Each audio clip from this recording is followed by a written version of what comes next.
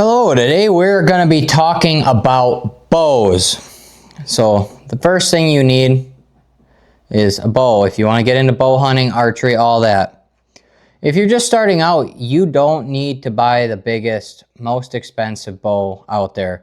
Like a Matthews Lift, a Matthews Arc. Those are some of the newer bows. PSE, all the fancy top flagship bows. Here's my bow right here.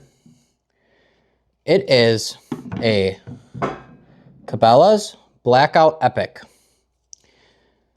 So when you get a bow, more than likely how it is going to come, there's not going to be a back bar on there, and there's usually going to be a 6-inch stabilizer right on the front.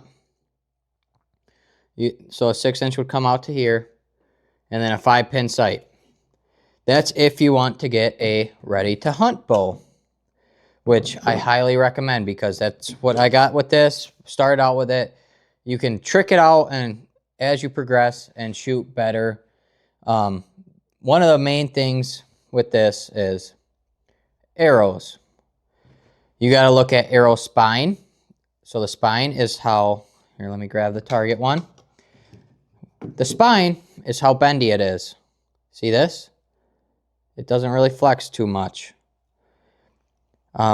If you're just starting out, you can get the basic ones. They're like $10 an arrow, I think. $5 or $10 an arrow. They'll have the same fletchings as these ones have, similar nocks. I shoot Easton Access 5mm, 300 spine. They're made in the USA, and they have this technology called nanotubing. So what I really like is with the nanotubing, the weight. So I buy these 2022, 2025. They'll be the same weight because they're made out of nanotube instead of wrapped with the carbon.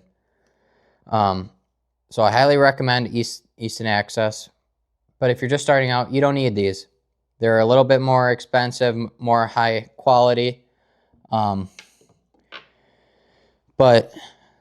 the next thing, if you're along the arrow topic, is if you're going hunting, you can, so I had these on because I was planning to get a doe, but they're Rage Hypodermics.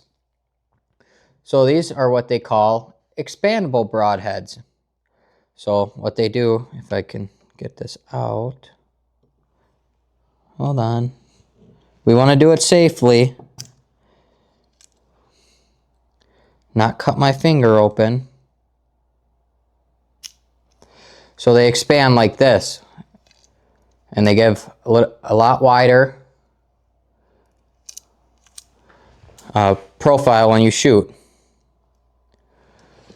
So these are Rage Hypodermics. Otherwise, they have fixed blades, which are just fixed to the end of your thing. They don't expand. They don't do nothing. But those ones, tried and true, highly recommend them. But don't, if you're spending money on it to kill an animal, don't cheap out.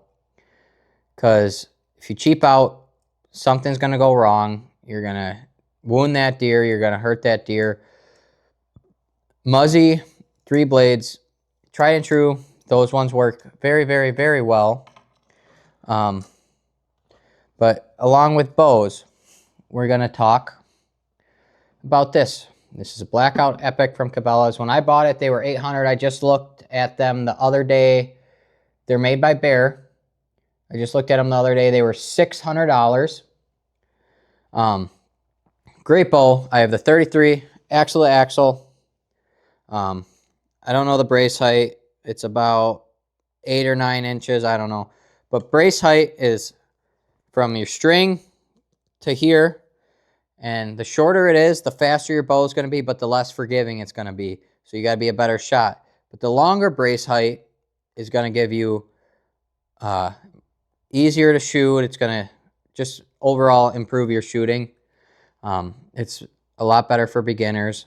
And then stepping into the world of sights, if you want to start out with their 5-pins, the Trophy Ridge 5-pins, by all means, I would start out with a 5-pin sight. Personally, I shoot a HHA 1-pin. It's perfect. you sight it in, you get all the dials right down the side here. The thumb button moves up and down. As you can see, the sight just moves up and down with this, depending on your yardage.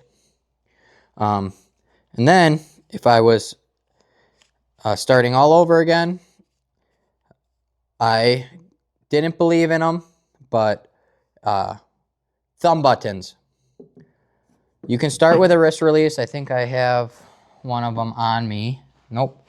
You can start with a thumb button or a wrist release, which it attaches right around your wrist. Draw back, pull the trigger like a gun with your index finger. A thumb button, on the other hand, keeps you more back, better ergonomics for shooting. You're not going to hurt your shoulder, your back as much, because you're using different muscles to draw back compared to that wrist release. You're going to draw back more elbow up, straight back. And thumb buttons, I didn't believe in them when I first started. I had a wrist release, all that, True Fire. You really, really improve. I don't know what it is about them. I think it's the ergonomics and the way you shoot. You'll have to get used to them, but you can shoot them. So there's another type of release that's called a hinge or a back tension. They kind of go both ways. But what you do with your hand is when you're drawn back, it's the same positioning as a thumb button. You'll rotate your hand back like this. You have to draw back with your hand forward and all the weight on your index finger, which I personally don't like. But I also don't like how when you twist it back, it clicks and then shoots.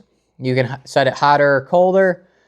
But I personally am not a fan of not knowing when I am going to shoot, because I mainly use my bow for hunting. But I do shoot 3D leagues, so I do use this bow is my only bow besides my recurve. If I had to go back, I would buy it 100% over again. Yeah, everyone wants a Matthews, everyone wants this, everybody wants that. But I understand a lot of people aren't in the budget, and I'm not either. This bow, they also have a Bear, I believe it's Alaskan RTH. RTH means ready to hunt. That's a sight, stabilizer, strings, everything's ready for you. Whisker biscuit, and then that's the next thing, is you need something to hold your arrow. Whisker biscuits are great. The only thing is they deteriorate over time. Your arrow is not going to sit in the same spot every time after time again. So I highly recommend these QAD or rip cords or whatever you want, whatever brand you want. They are, when you draw back, they pop up, or you can leave them set up like this. And then when you shoot, it drops down, and now your arrow free floats off. So your arrow is going to, instead of it having all the tension from a whisker biscuit biting on it and it moving slower, it's just going to drop away. So now your arrow floats straight past it, because it's getting pushed out from your bowstring, and it's going to push right past that drop away. Back bars, it depends on how you shoot. Like when I drew back, I always, no matter what, drew back, and my bow was always cocked. So I got a back bar, and it greatly helped with my stability and drawing back and being level when I shoot. A lot of that not drawing back level is due to your sight being on your right hand side. It's not streamlined in line with everything else, and with the indent of the riser. So you got your riser here, your limbs. These are called cams right here. And these are dampeners inside my limbs. They're to make it quieter when I shoot. All stabilizers will mount right to the front here. I bought quick disconnects, so it's easier to put it away in my bow case and whatnot. You don't need to buy these. They are just very useful. They're not very expensive. I believe if you get the cheaper versions, they're $6 on Amazon. But if you wanted to get into bow hunting, I would highly recommend getting a bare bow. People say they're bad, blah, blah, blah, blah, blah. Those are all people who shoot for Matthew, shoot for Hoy, all that. If you really want a bow, get a bare. They work great. They have everything you need on them. Hunting Public, if you've heard of them, they made their own bow. They have one that's a solo cam and one that's a dual cam. I really like their bows. They're on the budget end. You can get them at your Fleet Farms. I believe they're at Cabela's. I'm not 100% sure on that. But yeah, 100% get a bow. It's so much fun to shoot. Have your friends get bows.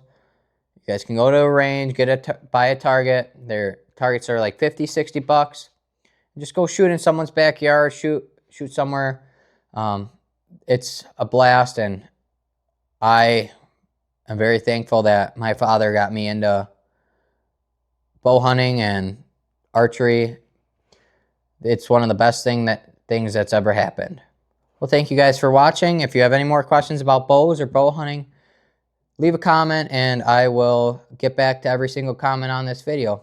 Thanks.